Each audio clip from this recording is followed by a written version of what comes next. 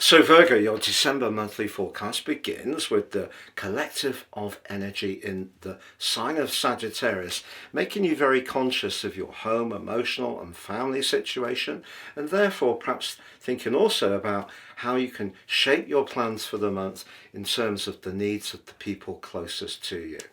But we do have a full moon on the 4th, and your professional and work situation may need to be juggled. No different there from anyone else at this time of year, but you could just feel it a little bit more keenly, not least because the North Node in your sector of relating means that there may be someone that you're needing to support in the first 2 weeks of this month. However much you lean into their needs, they may not actually feel that support in the way that you want, which could be frustrating.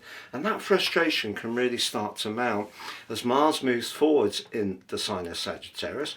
And it's obviously a very vigorous place for Mars to be. Mars likes action.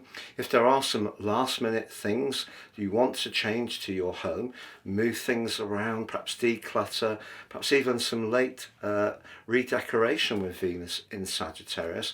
If someone close to you resists what you're trying to do, with Saturn and Neptune in a square to Mars, it could create so much frustration, and that could boil over if you feel you're doing your absolute best and someone else is just not appreciating it.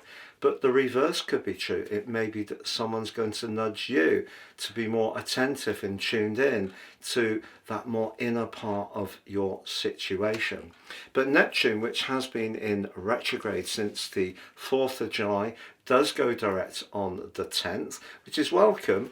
I don't think it's necessarily going to completely clarify all the distortion that may have occurred recently around certain relationships. But Mercury, your ruler, does move back into Sagittarius, which it vacated on the 19th of November, and it will be there right through to the end of the year. Now, it's not its favourite place. You like precision, you like clarity.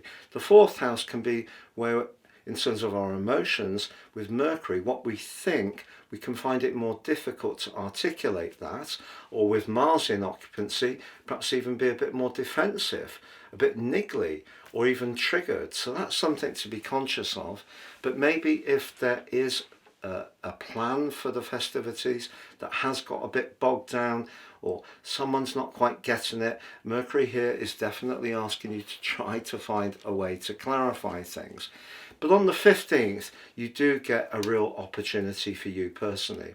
Each year when the sun moves back into Capricorn and we get the winter solstice, that's always great news for Virgos, because it can see you often late get into the festive spirit. But Mars being in this part of your chart this year is a real asset.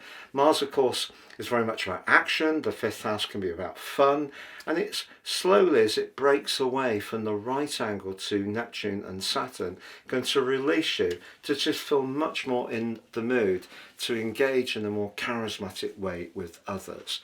But Mercury, your ruler, does emerge finally from shadow on the 17th. That's going to be helpful in terms of clarity. But on the 20th, the new moon in your 4th house certainly asks you through the last 10 days of the year, but into the early parts of January next year, to just make sure that you're really conscious of what's important to you in terms of your immediate environment, the people that you're most invested in. And those often are our family members, but sometimes it's not. It can be friends, extended family, could be through second relationships where there are additional children, their needs. And unfortunately, on this year's new moon, Saturn and Neptune are potentially going to cause mischief again. So because they're in the part of your horoscope to do with how you connect to other people, you may find yourself at times this month, due to Mars' square initially with them, then the full moon's square to them from the 20th, you may feel that either someone's being very resistant to all the effort you're putting in, or you yourself may feel a little bit discouraged, not really enjoying your connections to others, maybe even feeling a bit dispirited. But Venus then goes on to square off to them too. And you can see it's one of those months that does hold some promise, but does have some challenges. So for you, it's about your sensitivities competing with your connection to others. But on the 21st, as the sun does return to the sign of Capricorn for the winter solstice, ushering in cardinal quadrant 4, that's definitely a good news story for you. But it too is initially conflicted by the dreamy drifting energy of Neptune. But Venus plays catch up with Mars and also the Sun on the 24th, and that's when you're really going to get into the festive spirit. And I actually feel this year, despite the struggles of earlier in the month, you could surprise yourself by how jolly and playful the festivities turn out to be, and you could be right at the heart of the action. So even if there are frustrations early on in the month, and those could be linked to a property or home matter, it may be that someone in your immediate circle isn't necessarily proven to be very easy to get along with, which could really test your patience. But I feel that as you get into Christmas week itself and the New Year celebrations, I think you're going to really shrug off some of those worldly demands and really feel much more in the mood for the mirth and joviality that's the very best of Christmas.